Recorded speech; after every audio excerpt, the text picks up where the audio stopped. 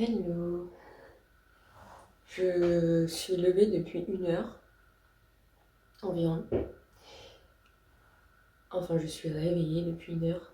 Je suis debout depuis 5 minutes. J'ai mal à la tête de fou. Vive les règles. Et du coup, j'avais envie de vous parler de ça, de faire un petit peu une introduction à ce que vous allez voir sur toutes les étapes après de ma contraception définitive. J'avais envie de vous parler vraiment des prémices et de faire un peu un disclaimer parce que je sais que vous allez me voir après super heureuse de savoir que j'ai un rendez-vous, que je vais enfin pouvoir me faire opérer et que pour moi c'est enfin une consécration et que c'est enfin la fin d'années de souffrance et de complications comme là en fait là avec le stérilet en cuivre je perds tellement de sang que j'ai mal à la tête. Là, on est au 2e ou 3e jour de mes règles. Et je perds tellement de sang que j'en suis anémiée et que ça me donne mal à la tête. Et ça m'embête parce que là, je suis à Montpellier pour une semaine, que là, aujourd'hui, je vais avoir une journée assez chargée parce que je vais revoir la personne qui m'a hébergée pendant des mois, avec qui j'ai passé une période compliquée, mais tellement top. Donc du coup, je voulais vous parler de ça parce que, en effet, je sais que mon parcours n'est pas le parcours de toutes les femmes, qu'on est nombreuses à être dans le même cas que moi, mais c'est quand même une minorité, et que, en effet, moi, je vais du coup me stériliser, hein. Si on parle de manière brute, je vais me faire stériliser, hein. Je n'aime pas trop ce mot parce que j'ai l'impression que ça fait vraiment animal, mais bon. Après tout, nous sommes des mammifères qui pouvons nous reproduire, donc voilà. Mais je sais très bien que d'autres personnes sont à l'opposé de moi. J'ai dans mon cercle proche, très proche, des personnes qui veulent tomber enceintes et qui n'y arrivent pas. Des hommes qui aimeraient donner ce cadeau à leur femme et leur donner un bébé, mais qui n'y arrivent pas. Je sais très bien. Je sais que moi, ce que je vais faire en me stérilisant, d'autres sont à l'opposé et désirent avoir un enfant depuis des années et n'y arrivent pas. J'ai fait plusieurs bracelets pour des personnes proches de ma famille, mais aussi d'autres personnes, des bracelets avec des pierres pour aider à la fertilité et à la grossesse.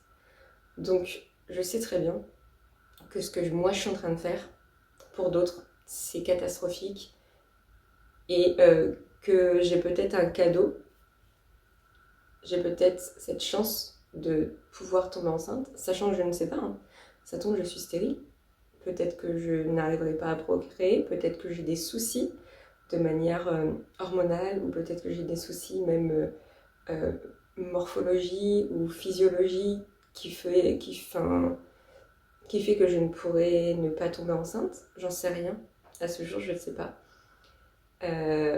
Mais en tout cas, moi, je pars du principe que je suis sûrement une personne qui peut tomber enceinte.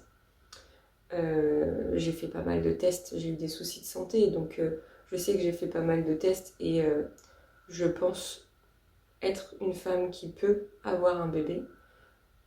J'en suis pas à 100% sûre. Mais en tout cas, ce que je sais, c'est que je ne veux pas d'enfant. Depuis aussi longtemps que je m'en souvienne, je ne veux pas d'enfant. J'aime beaucoup mes neveux et nièces. J'adore. Et même les enfants que je ne connais pas viennent vers moi naturellement. Mais moi, je n'en veux pas. Donc juste respecter ça.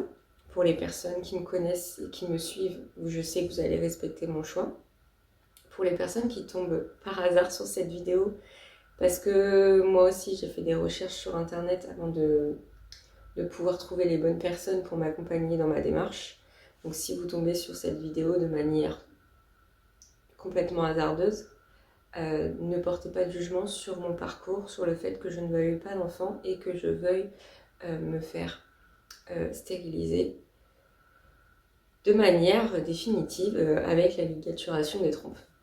Donc voilà, je voulais juste faire ce petit disclaimer dans le sens où je ne veux pas que les personnes portent un jugement sur le fait que je ne veuille pas d'enfant, que j'ai bientôt 34 ans et que je souhaite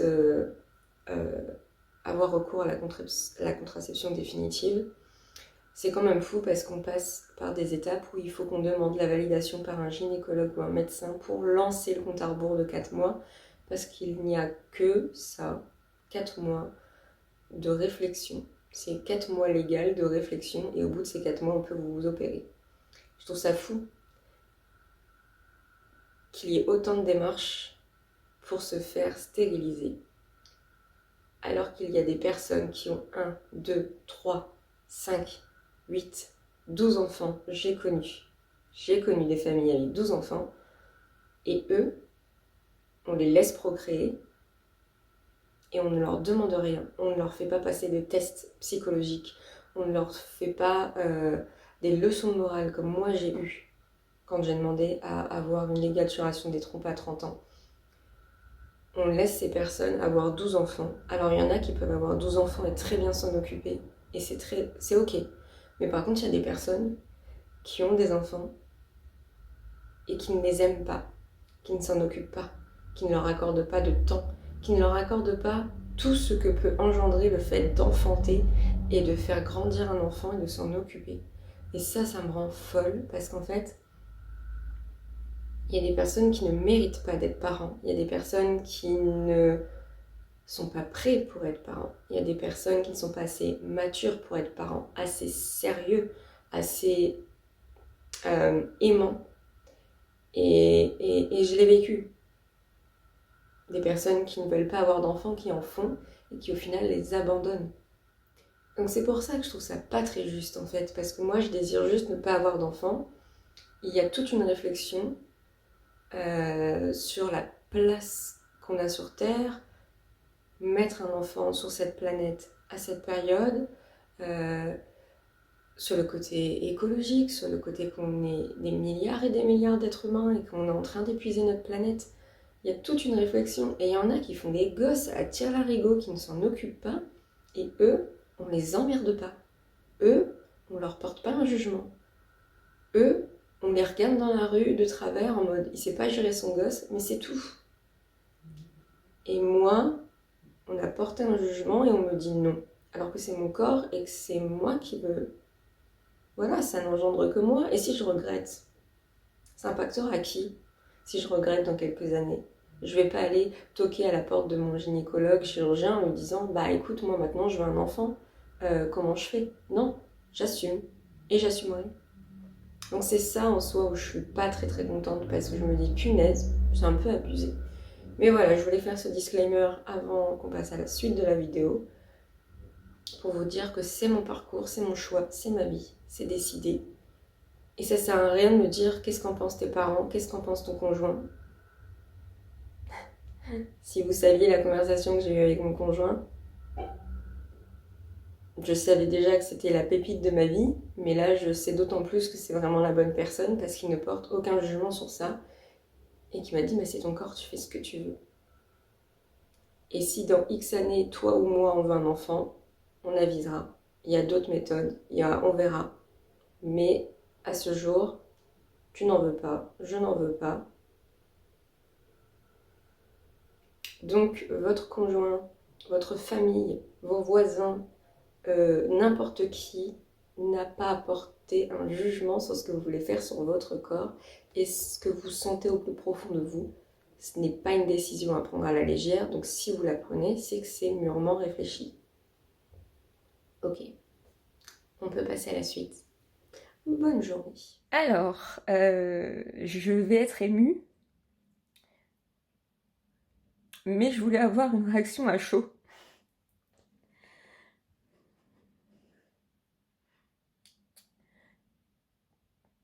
Parce que ça fait des années que je souffre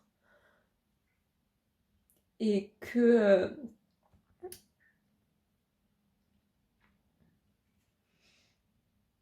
je sais que là, en 2023, c'est bon, quoi. C'est parti. C'est parti et je vais enfin ne plus subir autant le fait d'être une femme, le fait d'avoir des règles, le fait de devoir réfléchir à ma contraception, réfléchir à quand je m'en vais quelque part parce que je vais avoir mes règles et que ça va être une catastrophe. Là, je m'en vais une semaine sur Montpellier et en fait, je vais avoir mes règles. Là, ça démarre là aujourd'hui. Donc, je dois partir avec un stock de tampons, etc. Sachant que je fais attention à ce que je prends. Je prends pas n'importe quel tampon. Je prends pas n'importe quelle serviette. Donc, du coup, c'est une logistique. J'ai mal énormément. Je peux des fois avoir comme des malaises. Et en fait, je subis. Sur certains mois, sur certains cycles, je peux avoir mal pendant 3 semaines et être une semaine tranquille. Et en fait, il faut faire attention au quotidien. Il faut faire abstraction des douleurs, sinon on ne vit plus. Sinon, bah, je peux plus aller au sport. Sinon, je peux pas manger ce que je veux parce que ça m'exacerbe encore plus mon SI. Je pense que mon stérilet ne m'aide pas dans mes douleurs d'intestin. Je dois réfléchir à tout.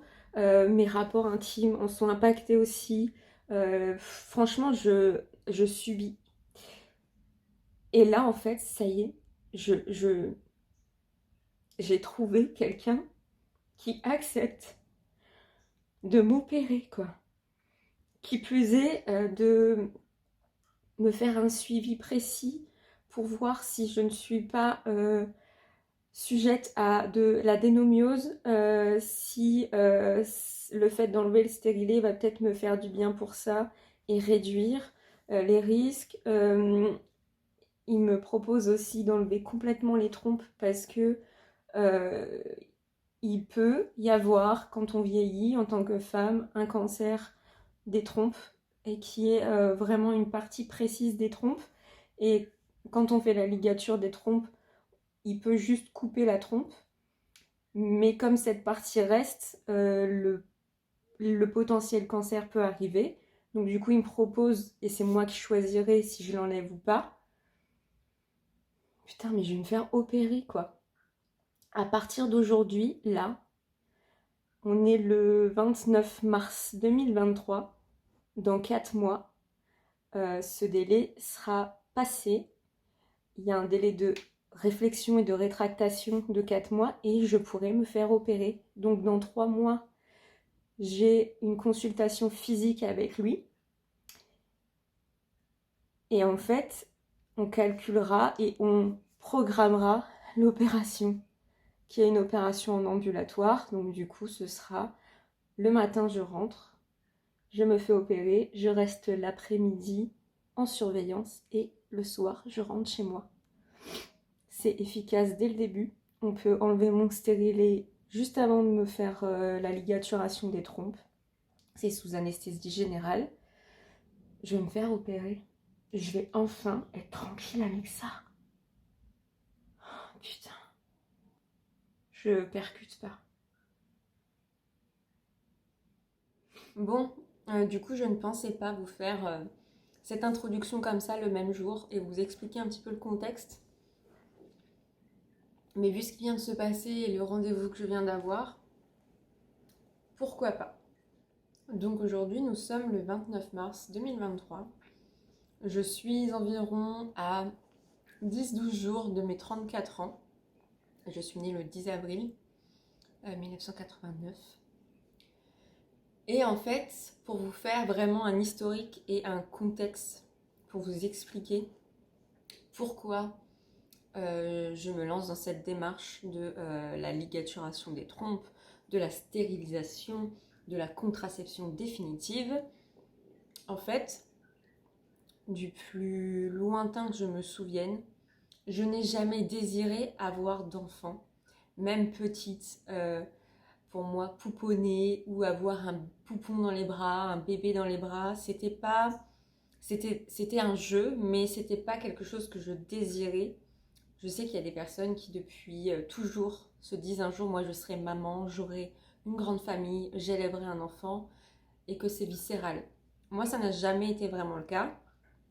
Après, j'ai un parcours de vie, une enfance, une notion de la famille qui est tout autre que d'autres personnes, en fait, que plus... Je vais pas dire que la majorité, parce que j'en sais rien, je ne connais pas tout le monde. Nous sommes beaucoup trop nombreux. Mais du plus lointain que je me souvienne, je n'ai jamais été très désireuse d'avoir des enfants. C'est pas pour autant que je les déteste. Après, je vous avouerai que j'ai vraiment du mal à supporter les enfants. Ça dépend. Il y a des enfants qui m'ont fait changer d'avis dernièrement. Mais en fait, ça dépend comment ils sont élevés, etc. Bref. Et en fait, plus je vieillissais, plus je grandissais et plus je vieillissais, plus ça s'accentuait. Et en fait, vers mes 19-20 ans, je me suis dit, mais moi, je veux pas d'enfant. Réellement, j'en veux pas et je pense que j'en aurai jamais. Et on me disait, non mais attends, t'as 20 ans, calme-toi quoi. Donc du coup, j'ai pris la pilule. C'est la première chose qu'on m'a donnée quand j'ai dit que je voulais une contraception. Parce que oui, dans les 98%, c'est la nana qui doit gérer la contraception. Donc le truc classique, je suis allée voir mon papa à 19 ans et je lui ai dit, écoute, j'ai un copain, euh, il va se passer des choses ou il s'est déjà passé des choses. Je me suis protégée avec des préservatifs. Euh, pour ceux qui me connaissent depuis longtemps, vous le savez, je suis allergique au latex, on aime. Donc du coup, j'ai dit à mon père, j'aimerais aller voir un gynéco. Et il m'a dit, tout à fait ma fille, on prend rendez-vous à l'hôpital de la ville où j'habitais quand j'étais plus jeune. Et j'ai été voir un gynéco. Ça a été vraiment douloureux. Le mec n'était pas du tout doux.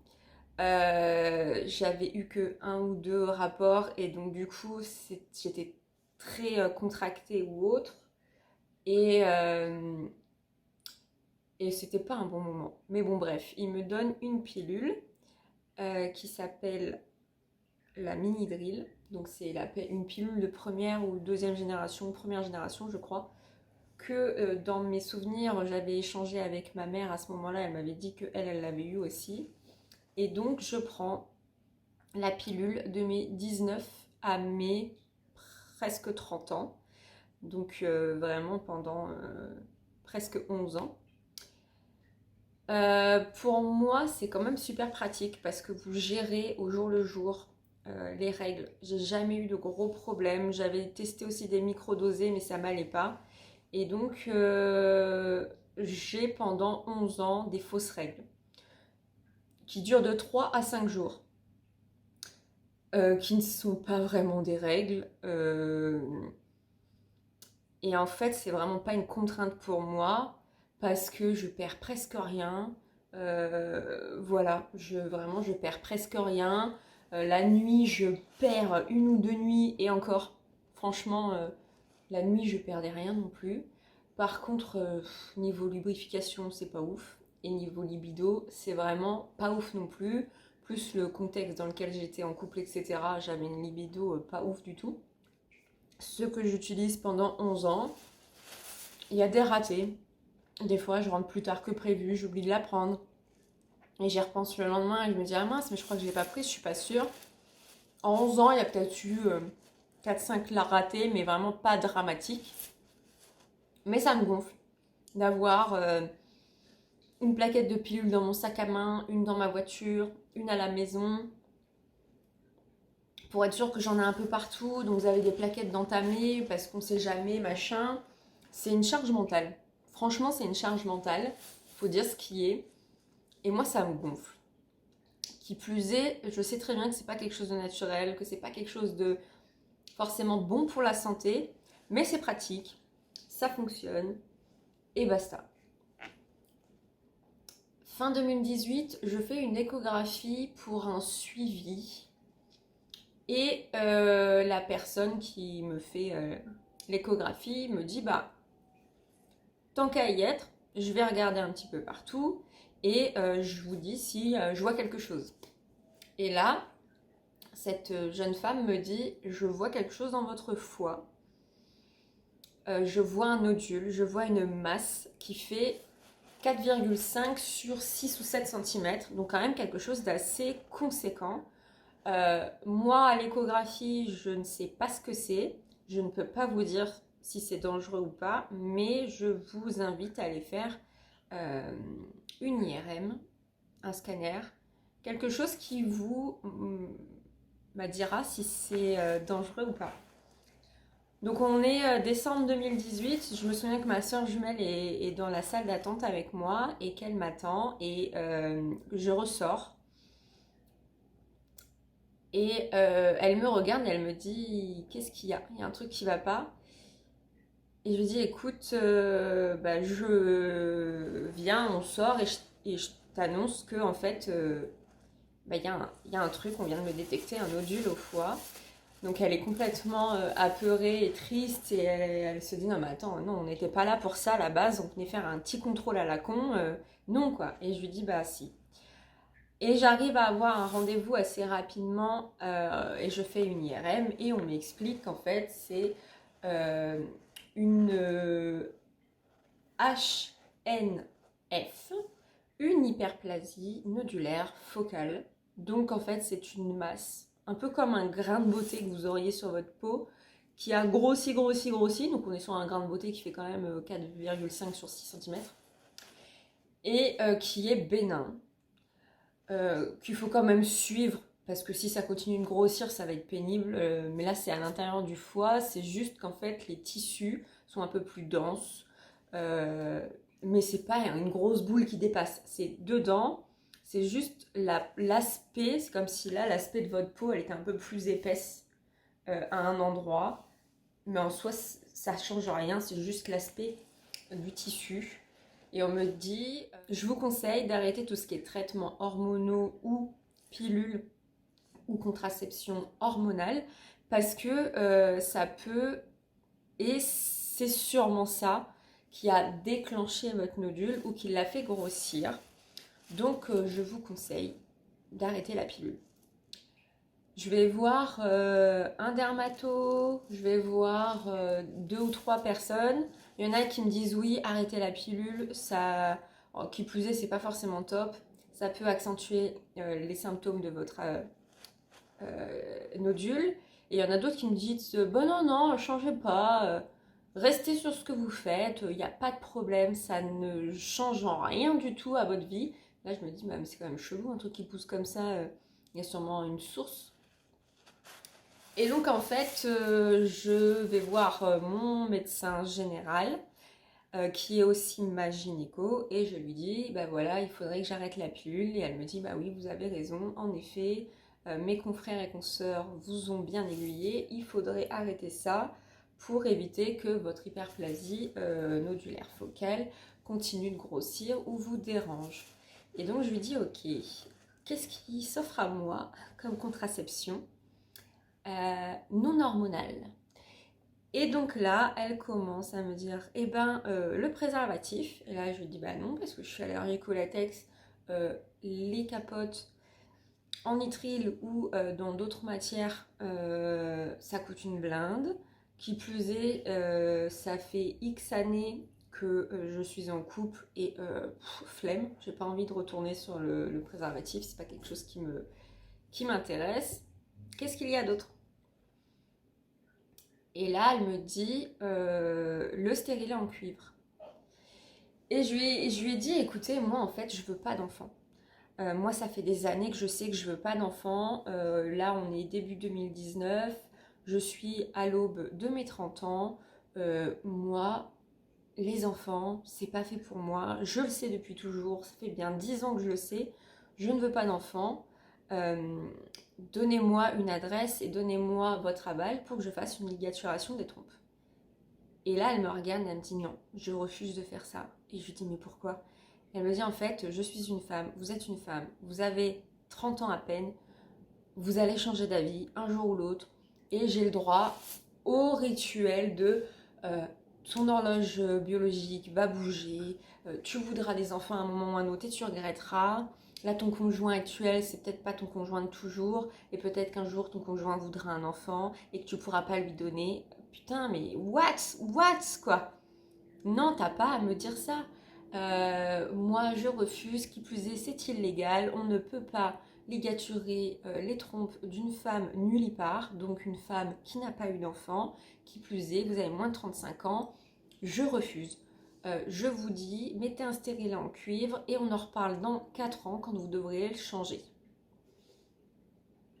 Et là, je me dis ok, bah, je vais aller demander d'autres avis et on voit. Et elle me dit, bah, moi je vous le dis, vous ne pouvez pas vous faire opérer pour vous ligaturer les trompes. Je vais voir une deuxième personne, un homme, bon là, encore pire. Là, j'ai vraiment posé à peine mes fesses sur le siège. Je lui ai parlé de ligaturation des trompes. Non, mais c'est illégal, on n'a pas à faire ça. Vous n'êtes pas un animal. C'est les chiens qu'on stérilise. On ne stérilise pas les femmes. Qui plus est, vous allez sûrement changer d'avis. C'est un coup de tête, là, vous en avez marre. Vous venez d'apprendre que vous ne pouvez plus utiliser la pilule. Donc, vous voulez un truc... Ok, troisième personne, pareil, j'ai demandé peut-être à 4 ou 5 gynécos et on m'a tous répondu la même chose. Et donc du coup, je suis retournée voir mon médecin général qui était ma gynéco et je lui ai dit, bah, posez-moi un stérilet en cuivre.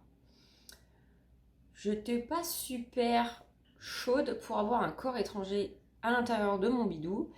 La pose du stérilet, j'en avais fait une vidéo que je vous mettrai dans le petit i.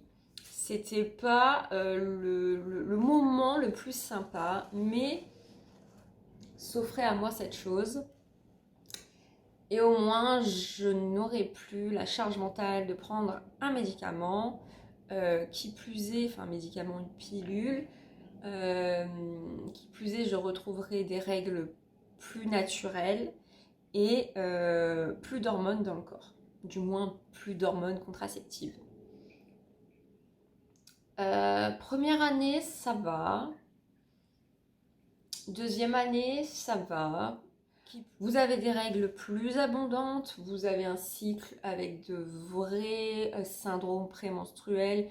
Je ressens vraiment le côté naturel des règles. Je passe quand même de la pilule, qui sont des fausses règles vraiment très légères, voire presque rien, à d'un seul coup, des règles exacerbées parce que le stérilet en cuivre accentue la perte de sang, les syndromes prémenstruels, plein de choses. J'ai plus mal au sein par contre, parce que avec la pilule, c'était, je pouvais même pas toucher ou frôler, c'était un truc de fou.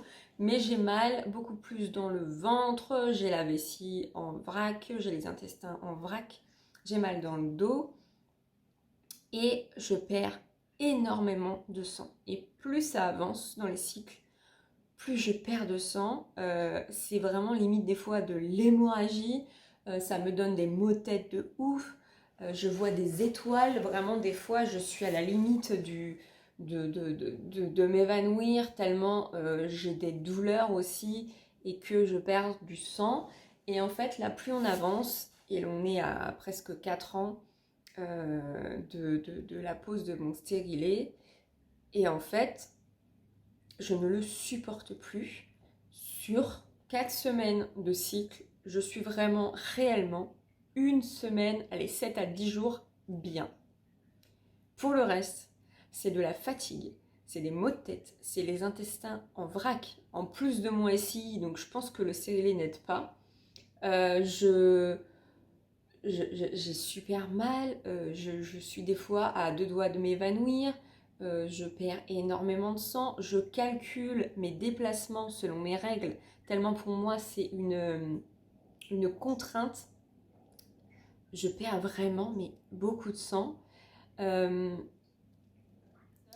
Les moments d'ovulation, c'est un mental breakdown mais de fou. Il y a des moments, j'ai des idées, mais à quoi je sers, enfin... je sais pas ce que je fous là, pourquoi je fais ça. Je suis toujours dans des scénarios mais catastrophiques où je me demande si je suis dans la bonne vie, au bon endroit. Enfin, c'est vraiment un truc de fou. Déjà que je suis sur un terrain plutôt fragile émotionnellement, que je sors quand même d'une dépression, enfin, faut dire ce qui est. Il y a des moments, ça aide pas du tout, quoi. Et vraiment, je me rends compte que mon stérilet, je ne le supporte plus. je peux avoir des crampes dans le bas du ventre, mais d'une violence. Des fois, je me dis, mais c'est pas possible, il y en a deux là-dedans qui se battent. Et donc, en fait, je me dis, janvier 2024, je suis censée enlever mon stérilet pour en remettre un autre. Et je me dis, mais non, c'est mort quoi. Je ne veux plus de stérilet, j'en ai marre d'avoir ce truc dans le ventre. Je veux avoir des règles normales, naturelles, sans passer par un artifice, sans avoir cette charge mentale de je dois gérer la contraception et donc tous les 5 ans changer le stérilet, qui n'est pas un moment super adorable hein, quand même. Et je me dis, bah, je vais faire des recherches plus poussées et je veux trouver un gynéco qui valide le fait que je veux me faire stériliser. Je vais voir une sage-femme pour faire un suivi, donc dans la région parisienne, vu que depuis un an je suis de nouveau dans la région parisienne. Elle me dit, en effet, votre stérilet en cuivre, vous ne le supportez plus. De ce que vous me dites, c'est totalement des symptômes d'une personne qui commence à faire un rejet du stérilet. Je vous conseille de l'enlever très rapidement. Et je lui dis, bah oui, mais on revient sur le qu'est-ce que je fais à la place. Et je lui dis, bah moi, c'est pas compliqué. En 2023, je vais avoir 34 ans. Donc quand je vais l'avoir, on est fin 2022. Et je lui dis, moi, mon année 2023 va être consacrée à trouver quelqu'un pour me faire ligaturer les trompes. Et là, elle me dit, je suis désolée de vous dire ça. Je veux pas vous faire perdre vos espoirs, mais ça va être compliqué. Je lui dis, je sais parce qu'en 2019, je me suis déjà pris des portes, mais je suis quelqu'un de motivé, je suis une vraie tête brûlée, si j'ai décidé que je le ferai, je le ferai. Je vais faire des recherches et je vais y arriver. Elle me dit, franchement, c'est tout ce que je vous souhaite, mais ne mettez pas toutes vos attentes là-dedans parce que pour moi, c'est quasi impossible. Et je lui ai dit, écoutez, on se connaît pas, mais je peux vous dire que je suis quelqu'un qui aime le challenge et que je suis passée par tellement d'étapes dans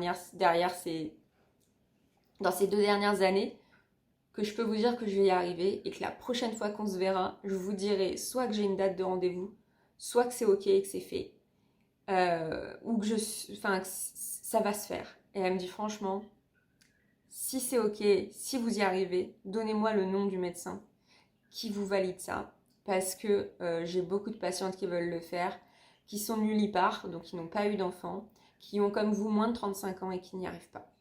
Et je lui dis, bah vous savez quoi, la prochaine fois que je vous contacte, c'est pour vous dire le nom de ce gynéco ou de cette gynéco, mais le deal est fait, et je vous dis que j'y arriverai. Je fais des recherches sur internet, je vois pas mal de noms qui reviennent, et je vois un nom qui revient. Je vais pas vous le dire dans la vidéo là, mais si vous voulez avoir plus d'infos, vous venez me voir en DM, Aurore au Naturel, et on échangera. Mais je veux pas balancer un nom comme ça. Et en fait, je prends vraiment pas mal de temps pour prendre le rendez-vous. Je le prends en visio et je me dis, écoute, prends le rendez-vous, puis on verra bien. Et attends-toi à rien.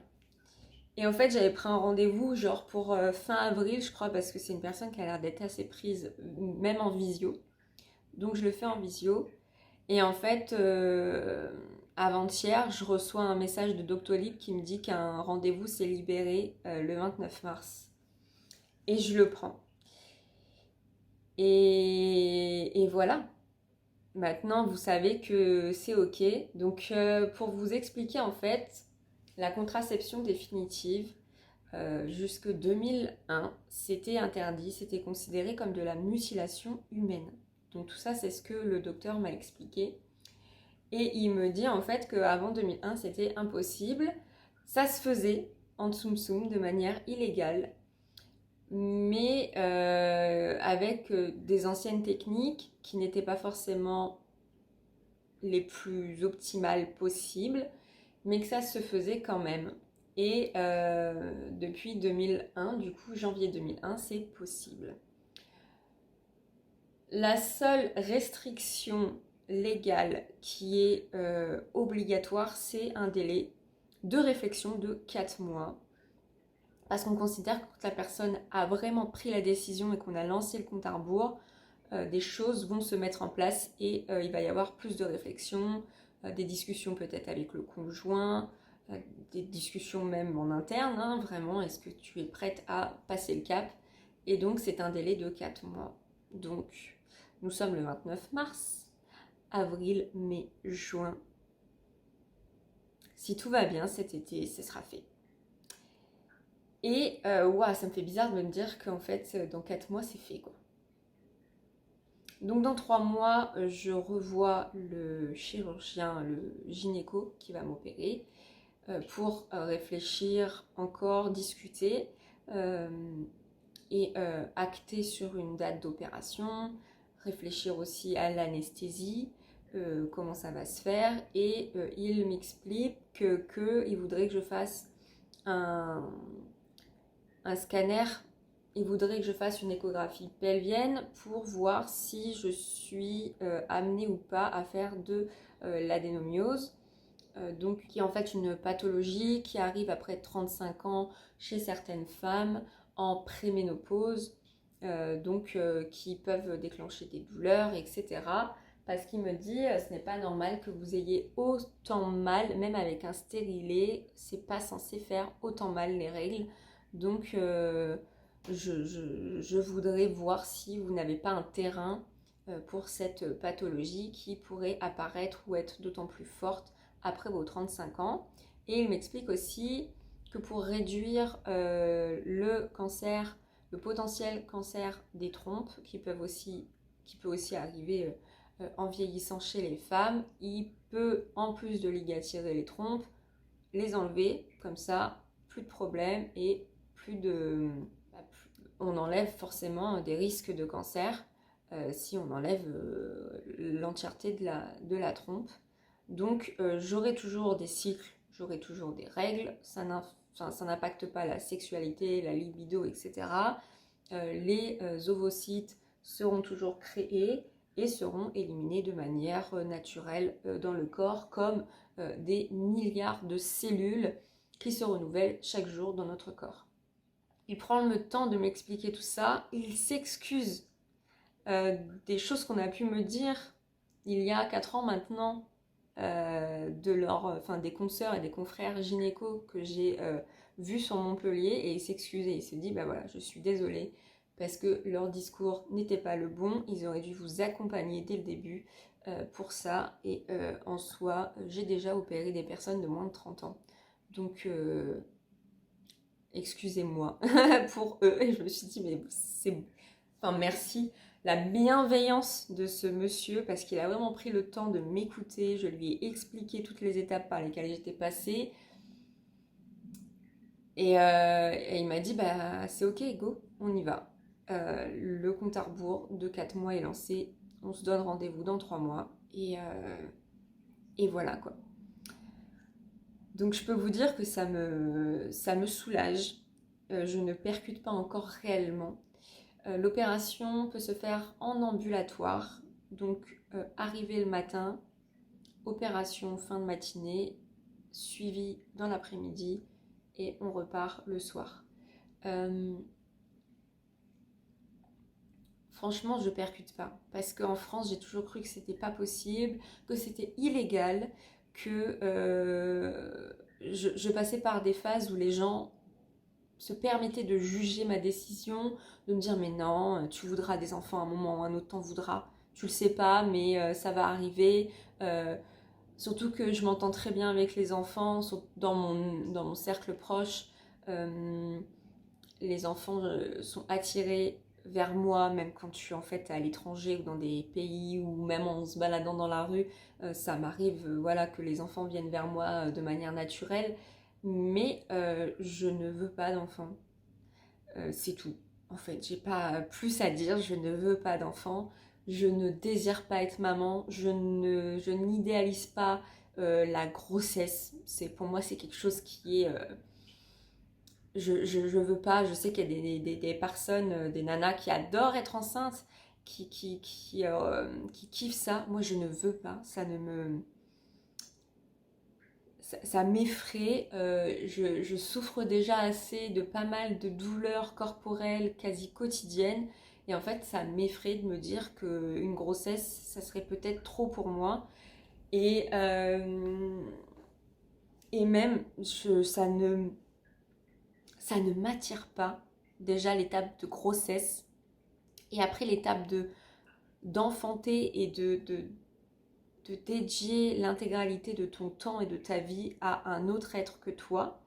Déjà, j'ai un chat à gérer. Des fois, je me dis, mais putain, c'est compliqué. Je pars une semaine là sur Montpellier et il faut gérer le fait que voilà, je ne serai pas là. Même s'il va être entre de très bonnes mains, mais c'est déjà une petite charge mentale pour moi.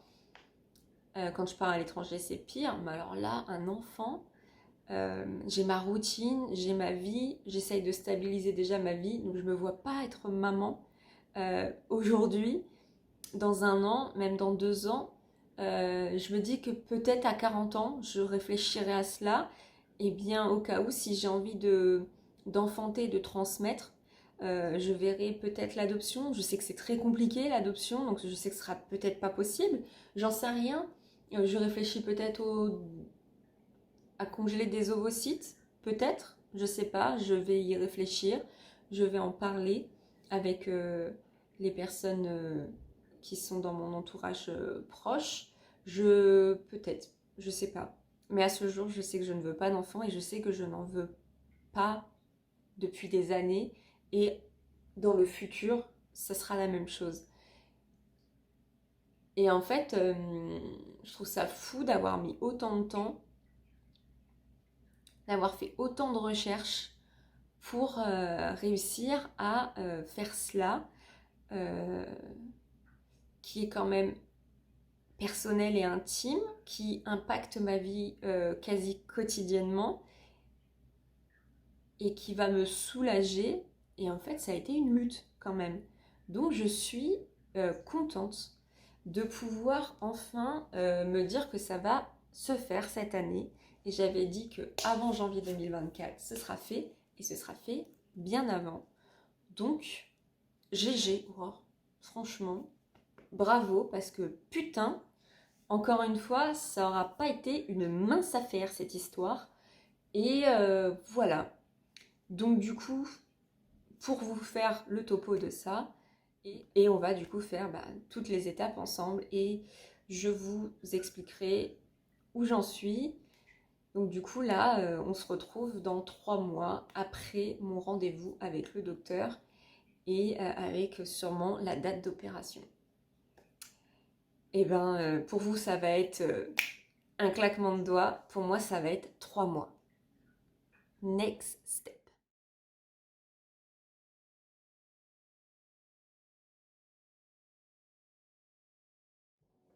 Hello, journal de bord, hein. Nous sommes le 30 juin 2023.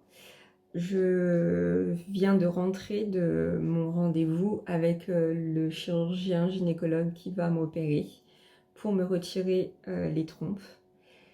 Je percute pas encore, j'ai ma date d'intervention. Donc du coup je me fais opérer le 5 septembre 2023. Donc c'est un mardi. J'ai mon rendez-vous chez l'anesthésiste le 28 août 2023. Je percute pas en fait, là je viens de rentrer, j'ai eu beaucoup d'informations en très peu de temps, donc je ne percute pas. J'ai des ordonnances, je dois faire un bilan sanguin, j'ai une ordonnance pour aller chercher la bétadine parce qu'il faudra que je prenne une douche la veille au soir et le matin à la bétadine. J'ai une ordonnance pour des bas de contention parce que le chirurgien, il a bien raison, préfère donner des bas de contention plutôt que du Lovenox, sachant que j'ai un caractère assez sain, que j'ai un corps sain, que je n'ai pas subi beaucoup d'opérations depuis mon enfance, hein, j'en ai pas subi énormément, et donc du coup, les risques de phlébite à 34 ans sont assez rares. Donc du coup, j'ai une ordonnance pour des bas de contention. Voilà, qu'est-ce que j'ai d'autre? C'est déjà bien en fait. Là, on a fait un frottis pour voir si tout allait bien. J'avais fait une échographie endovaginale pour voir si tout allait bien aussi. Donc du coup, là, c'est planifié. Donc le 5 septembre, je rentrerai à l'hôpital à 8h. Si tout va bien, je sortirai à 18h, 18h30. Et l'opération sera faite. Le stérilet sera enlevé juste avant l'opération. Et au niveau du coût, ça coûte dans les 670 euros. La sécurité sociale prend 371 euros environ. Et le reste du coup est à ma charge, à voir ce que la mutuelle va prendre en compte. Donc je vais envoyer le devis à la mutuelle pour voir. Et après, il y aura aussi sûrement des frais d'honoraires pour l'anesthésiste. Donc à voir aussi. Le frottis coûte 25 euros. Donc j'ai fait un chèque là de 25 euros. Et la consultation coûte 60 euros là. Donc je vais être remboursée par la sécurité sociale et la mutuelle.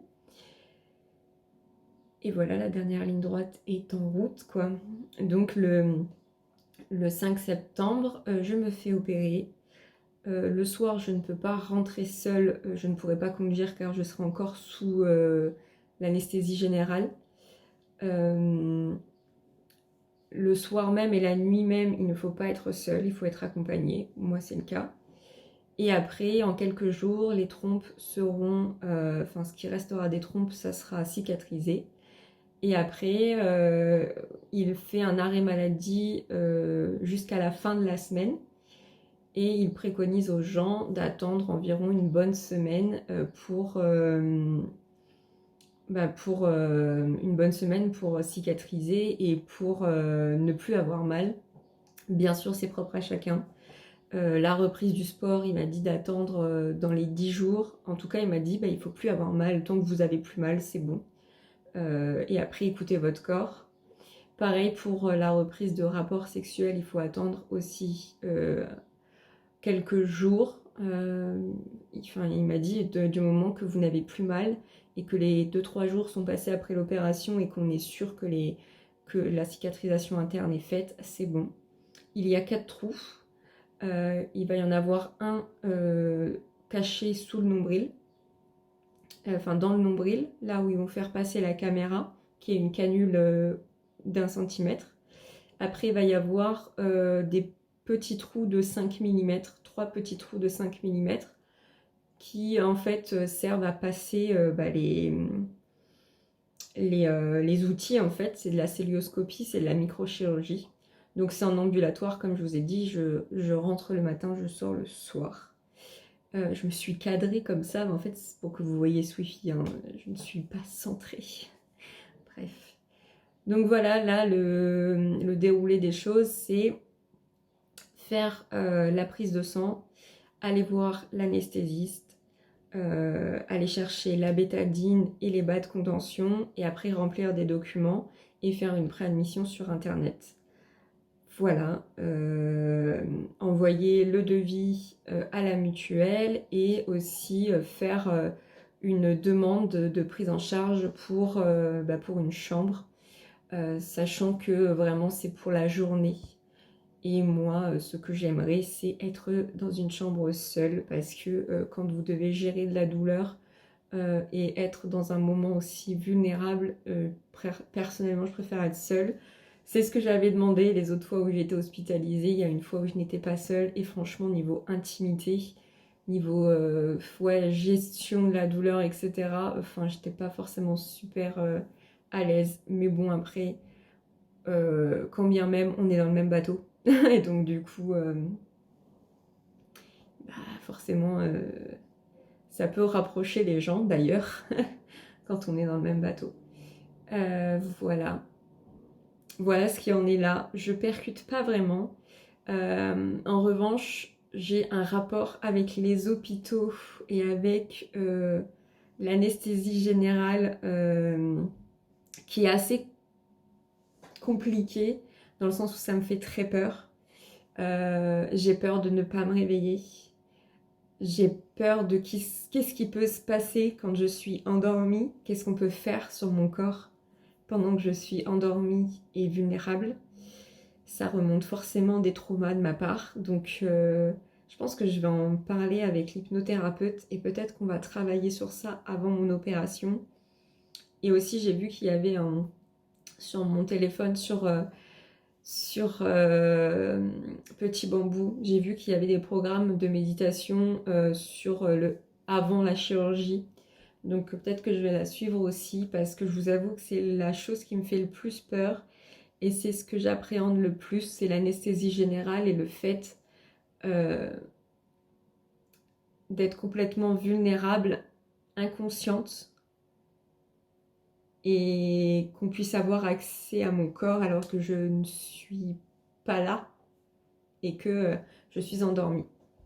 Donc ça vraiment ouais, c'est ce qui me rebute un peu, mais bon, on verra.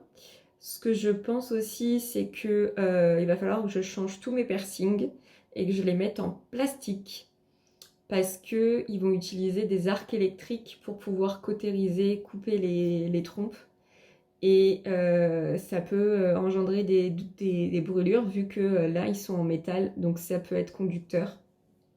Donc il va falloir que je trouve un perceur qui me change tous mes piercings et qui me mette des piercings en plastique pour être sûr que je n'ai pas de soucis et que ça se rebouche pas parce que ça me ferait chier que tout se rebouche et j'ai pas envie de repayer pour les refaire, sachant que c'est, enfin il y a le Rook, c'est tellement chiant à cicatriser et voilà, puis j'ai pas envie de les enlever. Si j'avais eu pour projet de les enlever, je les aurais enlevés et basta, mais là c'est pas le cas. Je pense avoir tout dit. Je percute pas encore. Je vous referai un petit point le 28 août quand j'aurai eu rendez-vous avec l'anesthésiste et que j'aurai eu plus de détails. Et puis voilà. Donc la suite dans quelques secondes pour vous. Et bonjour, en direct de ma voiture avec le volant en gros plan. Je voulais faire un petit point avec vous. Nous sommes le 28 août. Le lundi 28 août, il est environ 14h et en fait, eh bien, je viens de sortir de l'anesthésiste, enfin du rendez-vous avec l'anesthésiste. Donc c'est officiel, nous sommes à J-8. Je ne percute pas ce qui se passe. Je suis à la fois stressée, mais pas vraiment. J'ai fait une séance d'hypno avec mon hypnothérapeute pour préparer justement cette intervention parce qu'en fait, l'intervention en soi ne me stresse pas plus que ça. En revanche, l'anesthésie, pardon, ça me stresse un peu plus. Mais il n'y a pas de raison. De toute façon, je vais être endormie pendant 30 minutes, mais on va m'enlever tout tonus musculaire. Donc ça me stresse un peu, mais bon, on verra. Voilà, donc on m'a expliqué comment ça allait se passer, que ce qui allait être le plus long, ça, c'est plus la préparation de l'opération qu'autre chose. Je sais déjà que je vais passer en premier parce que je suis allergique au latex. Donc du coup, par précaution, tout va être fait pour que je passe en premier. Comme ça, il n'y aura pas de contact avec le latex. Voilà. Ensuite, j'ai été validée ma préadmission. Donc je suis bien enregistrée. Ils m'attendent bien le 5 septembre à 8h. Et voilà, donc J-8. Demain, je pars en vacances pour quelques jours, histoire de m'occuper la tête et de me décompresser un maximum. Et de profiter, parce qu'après, je vais sûrement être en PLS pendant 2 semaines. Voilà, donc c'est parti en fait. On se retrouve la semaine prochaine quand je m'en vais me faire opérer. Et pour vous, c'est dans quelques secondes. Ciao! Bonjour, je suis actuellement en train d'attendre qu'un point relais s'ouvre car je me suis plantée sur leur point relais où je vais aller chercher un colis où d'ailleurs je n'ai jamais demandé à un de mes colis d'arriver là-bas. Donc je ne sais pas ce que c'est. C'est peut-être le colis d'un concours que j'ai gagné. Mais nous sommes le 4 septembre, lundi. Et demain, du coup, je me fais opérer. J'avais envie un petit peu de faire un petit point parce que j'ai très peur. Peur de la douleur, peur de l'anesthésie, peur de l'inconnu, comme d'habitude de toute façon. Peur que quelque chose ne se passe pas comme prévu et qu'on ne puisse pas m'opérer. Peur d'avoir super mal. peur qu'il se passe quelque chose de non prévu, enfin voilà. La peur de tout, hein, dans ces cas-là, de toute façon, quand on ne maîtrise pas, quand on n'a pas le contrôle, surtout une personne comme moi qui aime maîtriser et avoir le contrôle. Mais je sais que c'est pour du bon, je sais que il va y avoir un avant-après, que j'aurai mon chéri avec moi, donc que ça va aller. Euh, et que de toute façon, je n'ai juste à me reposer et à attendre. Et c'est tout. La douleur, je sais ce que c'est, je l'ai déjà vécu, je le vis encore depuis très longtemps, de toute façon je le vis. C'est ce pourquoi je vais me faire opérer. Je suis en pleine semaine de règles. Hier j'ai fait un malaise tellement j'avais mal et j'ai eu un surplus de tout et c'est la première fois de ma vie que je faisais un malaise comme ça, c'était très bizarre. Euh, je sens que je vais douiller d'autant plus parce qu'on est pendant ma semaine de règles. Enfin, de toute façon, est-ce que ça me surprend? Pas du tout. Mais voilà, donc on va voir comment ça va se passer demain. Rendez-vous 7h à l'hôpital. J'ai prévu mes affaires, etc. Et puis bah, de toute façon, après, il n'y a plus qu'à. Hein. Je me donne au personnel médical et on verra.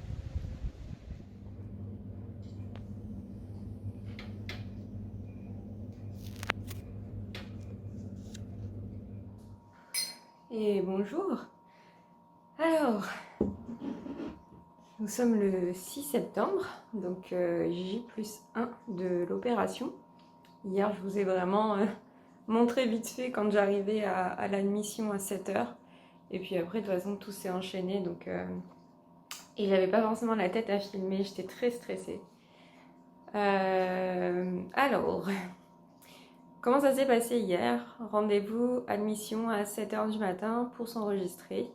Ensuite, je suis allée au niveau du service ambulatoire où on m'a accueillie. J'ai été plusieurs fois hospitalisée, mais vraiment j'étais hospitalisée, je dormais à l'hôpital. Donc on vous accueille dans votre chambre, vous vous préparez dans votre chambre, vous vous douchez à la bétadine, etc. Là en ambulatoire, ils n'ont pas le temps. J'avais pris ma douche de bétadine la veille au soir, donc le 4.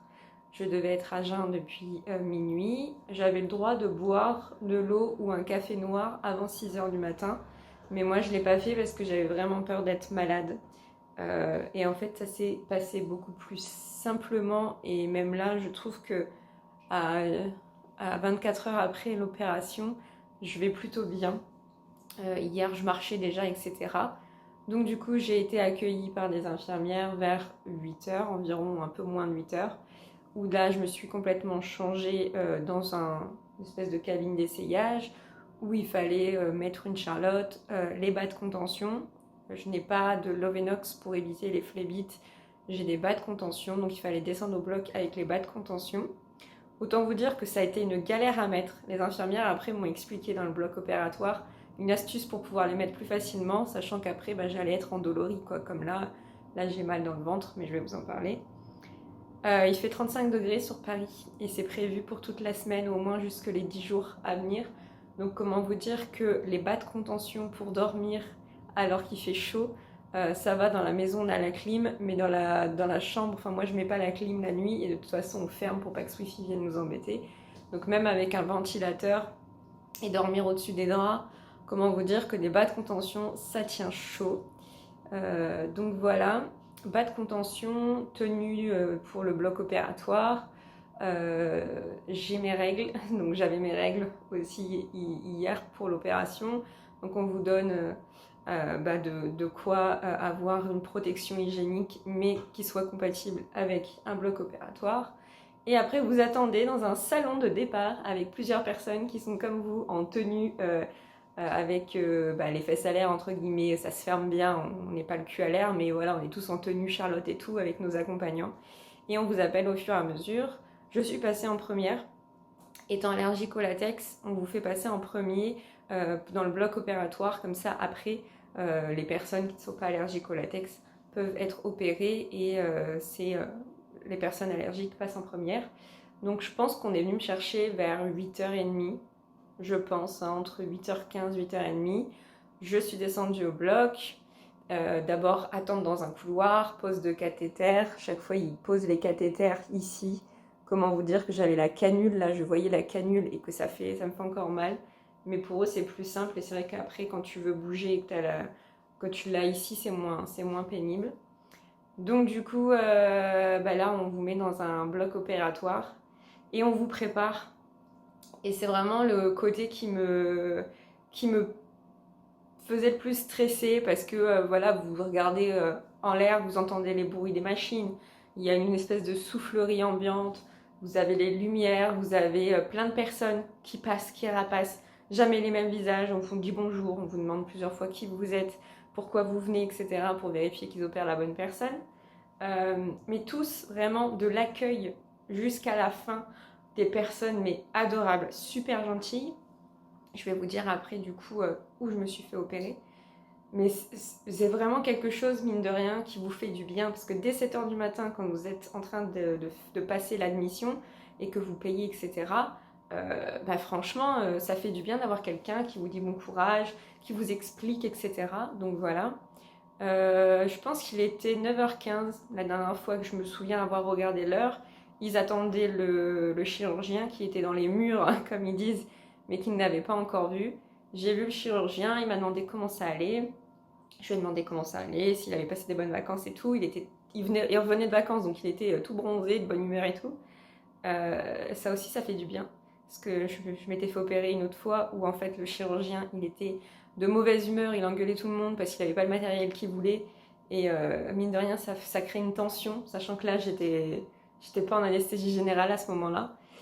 Et donc du coup, après, on vous dit qu'on va vous endormir. Donc on vous place à certains endroits, on vous tend le bras gauche pour mettre la perfusion, on vous tend le bras droit pour la tension. On vous dit de placer votre bassin dans un espèce de trou euh, qui m'a bousillé le dos. Et en fait, là, j'ai pas mal au dos, donc je me dis, putain, en fait, c'est psychologique parce que moi, j'étais tellement crispée que ça me faisait mal au dos quand j'étais pas endormie. Et puis après, on vous pose un masque, on vous dit de respirer bien fort. Et en fait, vous sentez que le produit est en train de venir dans votre corps, ça vous brûle, c'est froid et ça vous brûle. Et puis en fait, après, tu pars, quoi. Tu te souviens plus de rien. Donc j'ai été endormie, je pense, pendant une demi-heure. Euh, je pense à environ dans les une demi-heure. Après, je suis allée en salle de réveil. Je me suis réveillée vraiment, ça allait quoi. Ce que j'avais peur, c'est de me réveiller avec le tube dans la gorge. J'avais cette appréhension-là et en fait, quand je me suis réveillée, j'avais plus rien dans la gorge. Là, j'ai mal à la gorge parce que c'est normal, on me l'a dit. Vous avez été intubé, vous allez sûrement avoir un peu mal à la gorge. Hier, j'avais la voix vraiment beaucoup plus enrouée et cassée, mais là, ça va. Je me suis réveillée vraiment bien. Avec la personne qui était dans la salle de réveil, qui était super adorable et qui avait fait 2-3 vannes avant que je parte au bloc, qui embêtait ses collègues, qui taquinait ses collègues disaient hey, il y a une témoin, il y a quelqu'un qui te voit et tout, et on avait déconné, j'avais dit non, non, j'ai rien vu, ouais, mais elle sait que c'est moi qui vais la réveiller, donc je vais peut-être la réveiller avec des claques si elle dit qu'elle est témoin de quelque chose. Donc on avait vraiment une bonne ambiance, on a parlé beaucoup de mes tatouages, tout le monde s'est arrêté sur ces tatouages-là. Du coup, ça fait un sujet de conversation où on peut échanger, etc. Ça permet d'être ailleurs, de pas focus sur l'opération. Il y avait une personne à côté de moi qui était en attente du bloc pour 4 dents de sagesse en anesthésie générale. La nana, elle était mais stressée, mais c'était un truc de fou. Vraiment très très stressée. Et donc du coup voilà, réveil, ils attendent vraiment le fait que tu te réveilles bien, que ça aille bien, et après ils te montent dans ta chambre. Donc moi j'avais une chambre dite bulle, parce que je suis rentrée à 7h et je suis repartie à 15h, donc c'est pas une chambre d'hospitalisation en tant que telle, c'est plus c'est une chambre où il y a tout ce qu'il faut s'il y a besoin que tu restes plus longtemps, avec un placard, avec des toilettes, une salle de bain, etc. Mais c'est beaucoup moins équipé qu'une vraie chambre d'hôpital. Mon conjoint a pu me rejoindre et vraiment, peut-être une demi-heure après, on est venu me demander alors vous vouliez un café au lait, c'est ça? Et on est venu nous apporter une collation pour moi et mon conjoint. Donc franchement, ça s'est enchaîné et je me sentais bien. Je me sentais un peu dans le gaz, hein, défoncé, mais j'ai tenu des conversations, j'ai pu me lever tout de suite. L'infirmière, elle m'a dit allez, on se lève, vous inquiétez pas, faites 2-3 pas, tapotez des pieds, etc. Et en fait, tout de suite, j'ai pu me lever, marcher. Je suis allée faire pipi, j'avais trop envie de pisser. Évidemment, le chirurgien est arrivé à ce moment-là. Il devait être 11h30, je crois, à ce moment-là. Il m'a demandé comment ça allait, il m'a demandé si j'avais pas de grosses douleurs. Je lui ai dit que non, juste ça me tirait un petit peu. Il m'a dit que l'opération s'était bien passée, qu'il n'y avait pas de problème et qu'il avait enlevé de l'endométriose sur mon péritoine. Alors le péritoine, c'est une espèce de membrane qui englobe votre ventre et qui permet justement de faire une espèce de poche où il y a vos intestins, la rate, les organes au niveau du bas du ventre. Donc sur mon péritoine, il y avait de l'endométriose. Et en fait, à ce moment-là, je l'ai regardé et je dis voilà, mes douleurs n'étaient pas liées qu'au fait que mon stérilet, je ne supportais plus, etc. Il y avait autre chose. Et il me dit oui, bah en effet, on ne l'a pas décelé sur les échographies, mais en effet, je vous ai enlevé 2 points d'endométriose sur votre péritoine. Et en fait, je me suis dit, voilà, je n'étais pas folle. Franchement, j'avais des douleurs de malade et je n'étais pas folle. Alors, je pense que les douleurs étaient vraiment liées au stérilet. Donc, ils m'ont enlevé le stérilet à la fin de l'opération. Moi, je me suis rendu compte de rien. Il m'a dit, voilà, votre stérilet, il est enlevé. Et voilà quoi. Donc j'étais assez surprise, je me suis dit, ah, je pensais qu'il allait me l'enlever quand j'allais être consciente. Mais non, en fait, ils ont enlevé le stérilet pendant l'opération. Donc voilà, on m'a enlevé de l'endométriose, 2 petits points d'endométriose sur le péritoine. Il m'a retiré les 2 trompes et tout s'est bien passé. Du coup, tout ce qu'il voulait, c'était que je mange, que je marche un petit peu et que dès que je me sentais bien, j'avais le droit de partir. Donc en fait, quand j'ai entendu ça et que je me sentais vraiment bien et que je sentais que ça allait, que j'étais un peu fatiguée, que je m'allongeais un peu, mais que en fait j'étais pas assez à l'aise, je me suis dit il faut que je retrouve mon lit, mon chez moi. Donc j'ai mangé, même si j'avais pas du tout la tête à manger, mais j'ai mangé de la compote. Mon chéri il avait pris de la pastèque, donc on a mangé de la pastèque. Et puis après on est venu changer mes pansements et je suis partie, il était 15h environ. Enfin, on est arrivé à la maison, je crois qu'il était environ 15h. Sachant que l'hôpital est à 20 minutes de là où j'habite. Donc moi j'habite pas loin de Clé-Souilly, dans le 77, entre Clé-Souilly et Roissy. Et en fait, je me suis fait opérer à l'hôpital privé de Brou-sur-Chantraine, à côté de Chelles en fait. Je crois que c'est l'hôpital Curie, en fait c'est rue Curie, pas loin de la Poste à Chelles. Brou-sur-Chantraine, Chelles, c'est collé en fait. Donc 20 minutes de la maison quoi, vraiment. Le matin, on avait rendez-vous à 7h, donc comment vous dire qu'il n'y avait personne. Et même sur le retour, vers 15h, c'était très fluide. J'ai pu rentrer dans la voiture sans problème. En fait, là, j'ai une sensation. Hier, j'avais vraiment la sensation, là, ça va mieux parce que je me suis réveillée, j'ai bougé. Une sensation d'avoir fait 5000 abdos, d'avoir une courbature vraiment sur les abdos, quelque chose de bien costaud, quoi. Mais c'est tout. Un peu vaseuse, un peu la voix cassée avec l'intubation. Mais sinon. Enfin, ça va quoi, je suis vraiment très surprise. Je pensais souffrir plus, mais ce n'est pas le cas. Bon, je n'ai pas beaucoup dormi, hein. Je pense que j'ai dû dormir 2 heures, mais j'arrivais pas à dormir. La position, ça me tirait trop. La position allongée est pas top. La position assise, selon l'angle, ça va. Mais pour moi, la position debout est la plus confortable pour l'instant. Donc j'ai eu le ventre gonflé au gaz. Donc là, j'ai le ventre un peu gonflé. J'ai 4 pansements, un au niveau du nombril, 2 au niveau des ovaires et un autre en haut à gauche. Je sais pas si je peux montrer ça sur YouTube parce que là il y a vraiment du sang encore et j'ai le ventre tout gonflé. Donc je garde ces petits pansements là jusque dimanche. Là je peux me doucher avec, c'est du Tegaderm. Et les bas de contention pendant une semaine, jour et nuit. Tout le temps. Donc là j'ai des bas de contention noirs avec de la dentelle en haut. Vraiment le truc... Voilà quoi. Bon. Il m'avait demandé, le pharmacien, si je voulais un truc un peu plus discret, machin. Je dis franchement, je pense que ce sera pas trop ma préoccupation. Je peux mettre un pantalon fluide au-dessus. Ou même si je mets un short, ça se voit pas vraiment. J'ai les jambes juste toutes noires parce que c'est des bas de contention noirs. Et c'est ça aussi qui m'a un peu dérangée cette nuit, d'avoir chaud, d'avoir les cuisses serrées de ouf. Mais sinon, dans l'ensemble, ça va. Donc du coup, là c'est plus la respiration aussi parce que je ne peux pas respirer entièrement. Je peux pas ouvrir les côtes entièrement parce que sinon ça me tire. Donc du coup en tout, on a avancé 400 €. 150 € de frais d'honoraires d'anesthésiste et 250 € de chirurgie, sachant que l'intégralité va être remboursée par ma mutuelle et la sécurité sociale. Donc ça, c'est bon.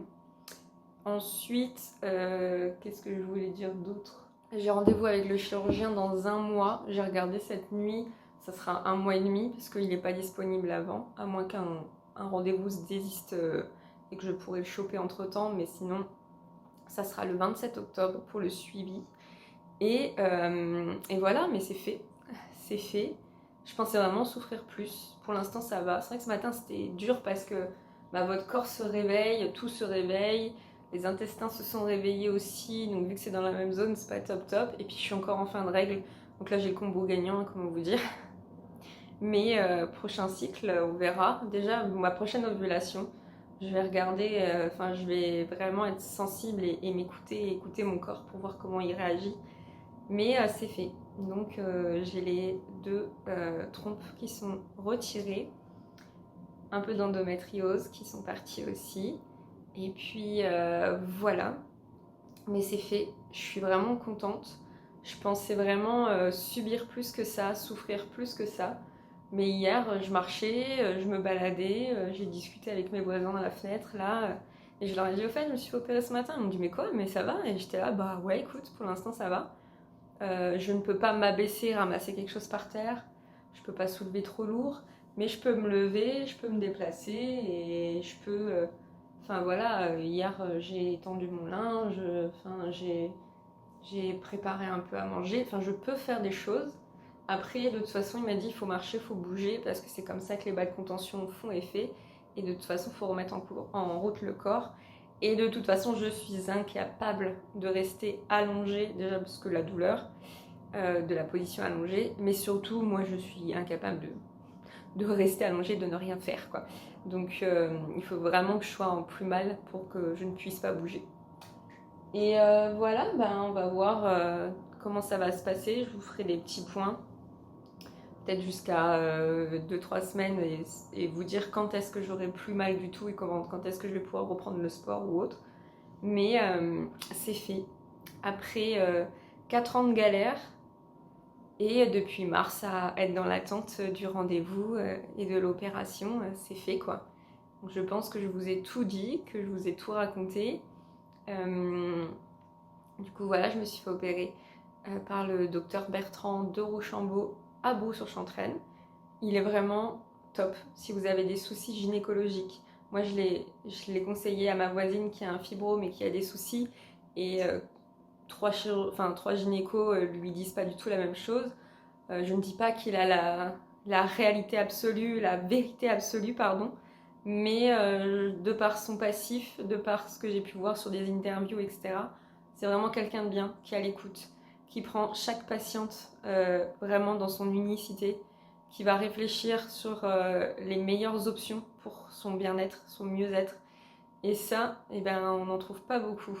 Et franchement, après des années de galère, je me dis qu'il aura fallu que je remonte sur la région parisienne dans des circonstances où j'étais pas forcément super chaude pour revenir, pour trouver enfin le praticien, le gynécologue qui a bien voulu m'opérer et qui surtout a fait les choses bien pour que plus tard je ne sois pas embêtée et qu'il n'y ait pas des conséquences autres. Donc voilà, mon aventure depuis début mars. J'espère que ça aura pu aider certaines personnes. N'hésitez pas à venir en commentaire, à venir sur Insta en DM, Aurore au naturel, pour qu'on puisse échanger. Ça fait déjà plusieurs personnes que j'aiguille vers ce praticien, ce gynécologue. Et puis voilà, en fait, je pense que... Enfin, j'espère que cette vidéo aura servi au moins soit à informer les gens, soit à montrer un autre aspect de la maternité, de comment on peut percevoir ça, et chaque femme est différente. Et surtout, s'il y a des personnes qui sont dans le même chemin que moi, qui puissent trouver des réponses, qui puissent avoir des conseils. Et voilà, parce que c'est une aventure entre guillemets d'une vie, hein. C'est un choix qui est quand même aussi important que d'avoir un enfant. Donc j'espère que ça aura pu aiguiller et aider certaines personnes dans cette démarche. Et on se retrouve dans quelques jours ou semaines pour vous donner un petit peu les évolutions des douleurs, etc. Et voilà, la meilleure des convalescences. Ce jeu est magnifique. C'est Okami. Oh là là, regardez-moi ça, c'est trop beau.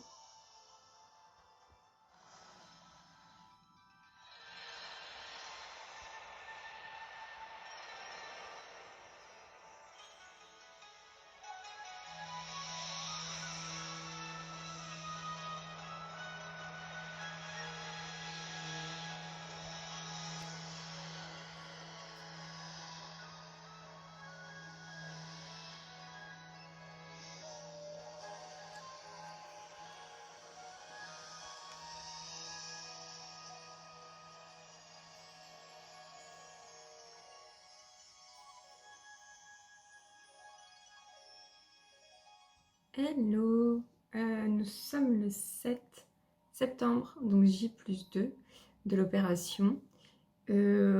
Ça va plutôt bien. J'ai mieux dormi que la nuit dernière, même si j'ai quand même fait une nuit assez mouvementée, où à 1h, 1h30 du matin, je dormais pas.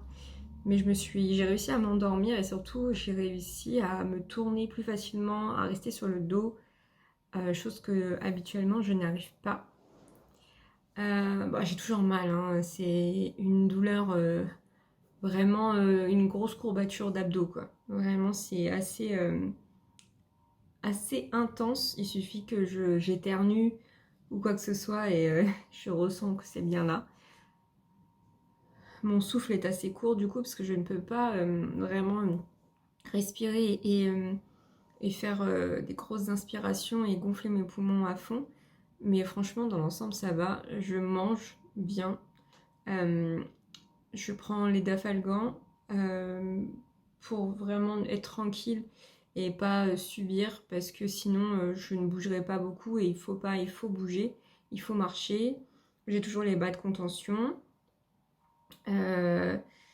J'arrive à un peu plus les supporter parce que hier ça me gonflait dans la nuit, ça m'avait gêné surtout derrière le genou. Mais sinon dans l'ensemble ça va. Je me cale avec une montagne d'oreillers et je lis et je joue. Je joue à Okami. Je découvre ce jeu qui est magnifique. Mais dans l'ensemble, ça va. Franchement, ça va plutôt bien. Le ventre est toujours gonflé. J'élimine très peu le gaz. Le gaz est censé être éliminé au fur et à mesure des journées. J'en élimine un peu, mais pas autant que ce que je pensais. Donc je pense que ça va prendre un peu de temps. Mais franchement, dans l'ensemble, ça va. Je suis vraiment contente que ça soit derrière moi et que ce soit fait, quoi.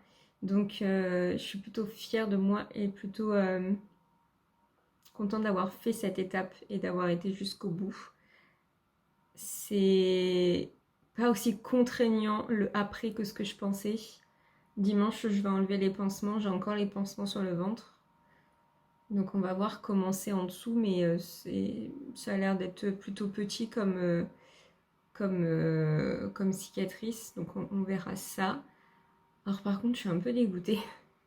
Parce qu'en fait, Gaëlle Garcia Diaz a annoncé qu'elle serait sur Paris toute la semaine et que samedi, elle serait à la Samaritaine parce qu'elle va inaugurer un corner de vente physique de Martin Skin et de Martin Cosmetics. Et donc du coup, samedi, elle sera sur Paris. Évidemment, il faut que ce soit la semaine où je me suis fait opérer. J'aurais adoré la rencontrer, je sais pas dans quel état je serais. Mais j'ai pas envie de me tirer sur mes réserves alors que j'irai sûrement un peu mieux. Mais ça va être pour moi, je pense, trop contraignant d'y aller. Je verrai dans quel état je suis, mais ça me frustre, si vous saviez. Et je me suis rendu compte aussi que c'était la dernière semaine de l'exposition L'Or des Pharaons à Paris, à la Villette. Et c'est une exposition que je voulais faire. Et en fait, je sais pas vous comment vous le ressentez, mais je trouve que les mois passent tellement vite là, il y a tellement de choses à faire et je suis dégoûtée parce que du coup, l'exposition va s'arrêter et je n'aurais pas pu y aller. Écoutez, j'avais d'autres choses à faire, des expositions, comme dirait mon chéri. On ira en Égypte pour aller voir des très belles choses sur l'Égypte. Et Gaël Garcia Diaz, ben, j'espère que j'aurai l'occasion de la rencontrer dans un autre contexte. Mais c'est vraiment, je pense s'il y a bien une youtubeuse ou une influenceuse, une personne qui est sur la toile et que j'aimerais rencontrer, c'est bien Gaëlle ou Jill. Euh, Parce qu'elles représentent toutes les deux pour moi une, un goal de vie, entre guillemets, dans le sens professionnel. J'ai mon ordinateur qui va s'envoler là. Dans le sens où elles ont vraiment réussi à mettre des choses en place, à créer des choses. Et ça m'inspire beaucoup. Ce sont des personnes qui m'inspirent de par leur façon d'être, de par ce qu'elles montrent au niveau pro et perso. Donc voilà, j'aurais aimé rencontrer Gaël Garcia Diaz, donc on va voir. Et puis si c'est pas là, et ben ce sera pour une autre fois. Et c'est pas grave. Mais j'aimerais lui dire que moi je l'ai connue en tant que joueuse de poker, que c'est comme ça que je l'ai découverte la première fois via les internets. Donc voilà. Donc J+2 ça va. J'avais pris un rendez-vous le 27 octobre pour voir le docteur et j'ai vu qu'il y avait un créneau qui s'était avancé au 20 octobre, donc je l'ai pris direct. Comme ça fera encore une semaine de moins. J'aimerais bien pouvoir avoir un rendez-vous plutôt début octobre, donc on verra. Mais là, en tout cas, j'ai le 20 octobre à 9h30. Donc voilà.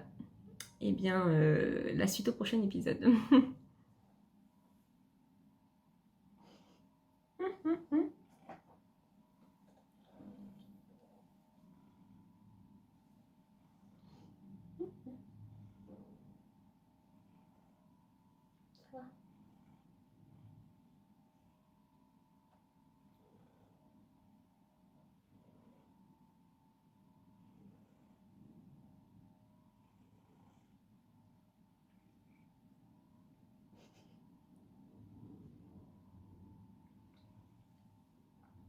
Bonjour.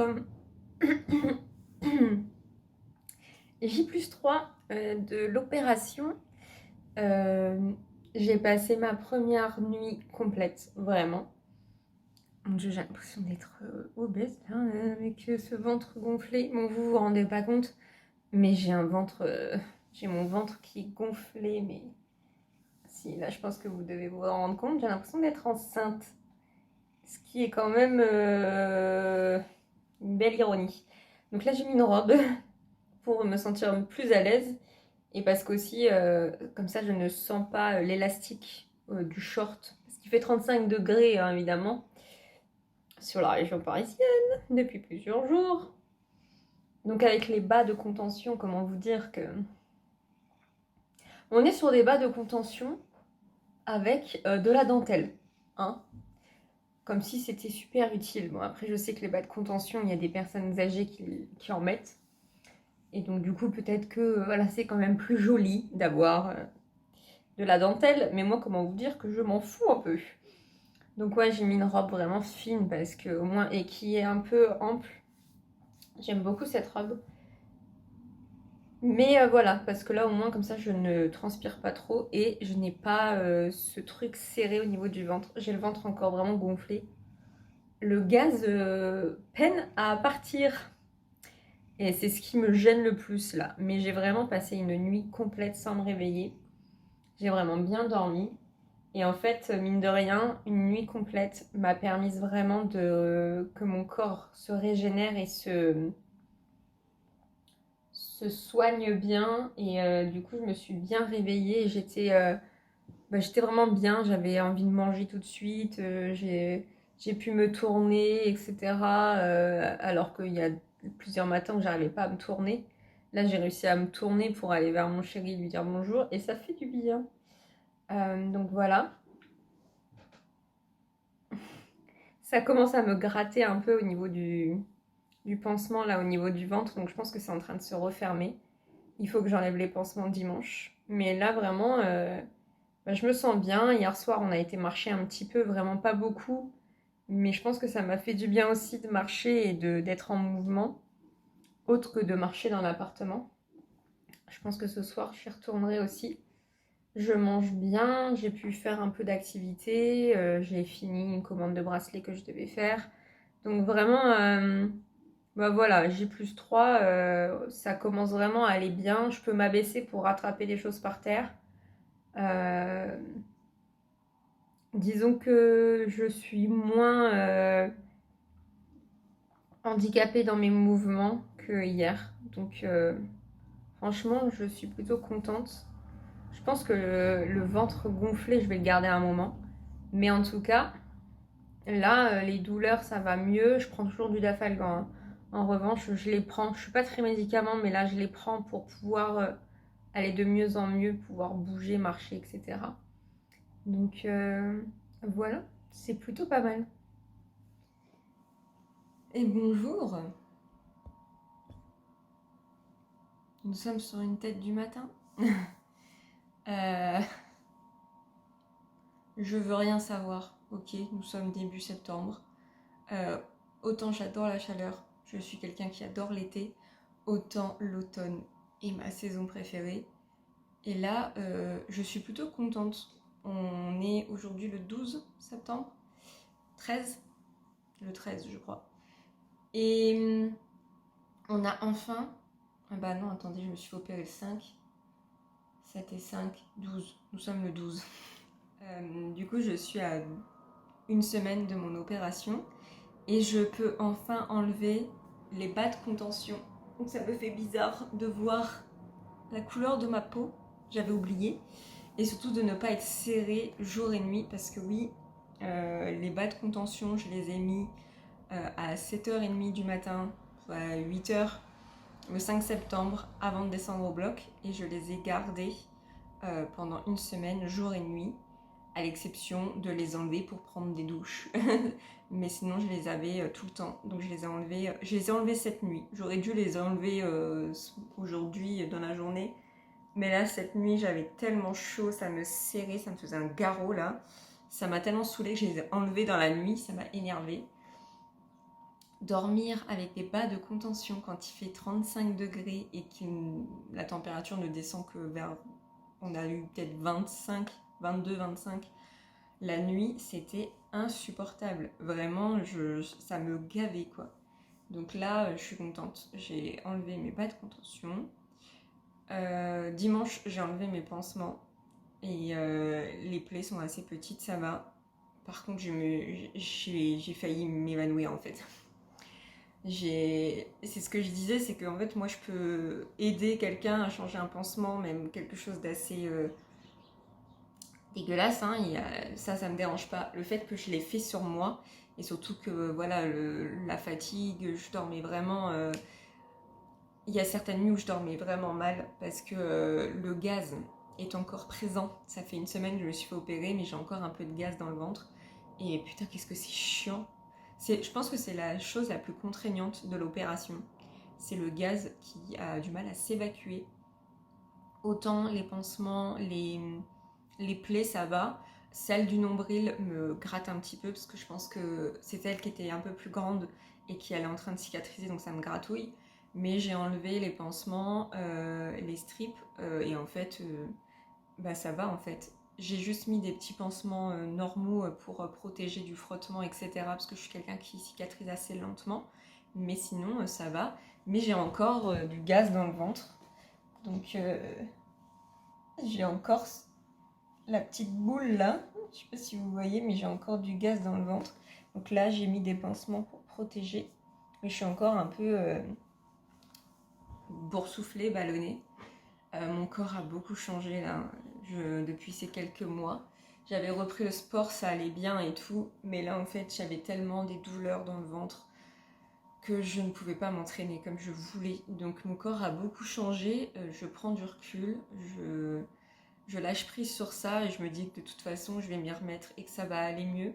Mais je ne me reconnais plus encore une fois. Surtout au niveau du bas du corps, je ne me reconnais plus. Mais ça va changer parce que de toute façon un corps ça change, un corps ça bouge, un corps c'est... Tout au long d'une vie ne reste pas identique. Donc je sais que ça va revenir et que je vais reprendre le sport bien comme il faut. Je songe peut-être même à me refaire coacher, je vais voir.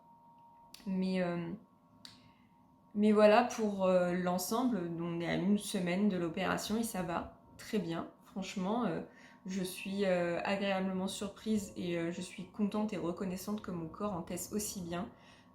Comme quoi en fait je me sous-estimais, je pensais vraiment que j'allais être malade, que j'allais pas être bien, que pendant 2 semaines j'allais pouvoir rien faire. Et en fait c'est pas le cas.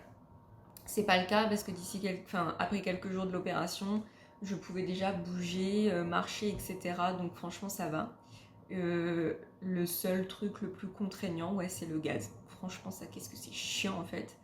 Mais ça va, bon je vais pas reprendre le sport là. Je pense que je vais attendre toute la semaine et je vais y retourner la semaine prochaine et y aller tranquillement, surtout faire de la marche, faire de l'escalier et tout, et ne pas forcer, ne pas pousser. De toute façon, je me vois pas mettre quelque chose sur mon ventre là par exemple, où je me vois pas vraiment forcer. Je vais attendre que mes cicatrices soient vraiment bien fermées à l'extérieur. À l'intérieur, il y a des fils, donc ça va se faire automatiquement plus rapidement et surtout les fils vont tomber et les fils vont être éliminés par le corps. Mais sinon, je vais voir vraiment à l'extérieur. Je vais mettre du beurre de karité, du gel d'aloe vera pour m'aider à bien cicatriser parce que je suis très lente à cicatriser. Il y a des choses qui prennent vraiment plusieurs mois à cicatriser. Et par exemple, là, ce tatouage-là, je l'ai fait en janvier. Là, ça y est, il est bien cicatrisé, mais il a fallu vraiment plusieurs mois avant que je vois que ce soit bien ancré. Donc je sais que j'ai des soucis de cicatrisation depuis quelques temps et je pense que c'est dû au fait que mon corps était fatigué et que je puisais parce que j'avais mal et que mon stérilet me flinguait le corps. Donc voilà. Mais J+6, donc du coup, les pansements sont enlevés, ça s'est bien refermé. Il reste un petit peu de gaz qui est un peu pénible, mais ça va. Il y a 1 ou 2 jours, vraiment, le gaz se déplaçait et il était derrière mon estomac. C'était un enfer. Ça me saoulait en fait, c'est que j'avais la gerbe quoi. Donc du coup je me dandinais sur le lit pour essayer de bouger l'estomac, enfin bouger le gaz et qu'il s'en aille de l'estomac. Mais sinon pour le reste ça va quoi. Donc on est plutôt bien et là je revis parce que je vais pouvoir enfin arrêter de mettre ces putains de bas de contention. Bas de contention qu'on m'a donné avec de la dentelle au niveau du haut. Donc à un moment je me suis dit la vision devait être magnifique pendant mon opération parce que vous descendez au bloc avec les bas de contention.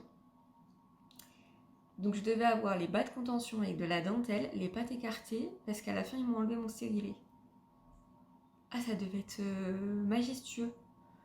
J'imagine le chirurgien et les infirmières en train de me manipuler les jambes là, m'écarter les guiboles pour m'enlever le stérilet avec mes bas de contention en dentelle. Ça devait être magique quand même, ça devait être sympa. Et bonjour, je suis en train de monter la vidéo, il est presque 15h, je suis en train de manger, voilà ça fait environ 2 heures de vidéo, je sais que ça va être long, et si vous avez regardé toute la vidéo, bah merci beaucoup.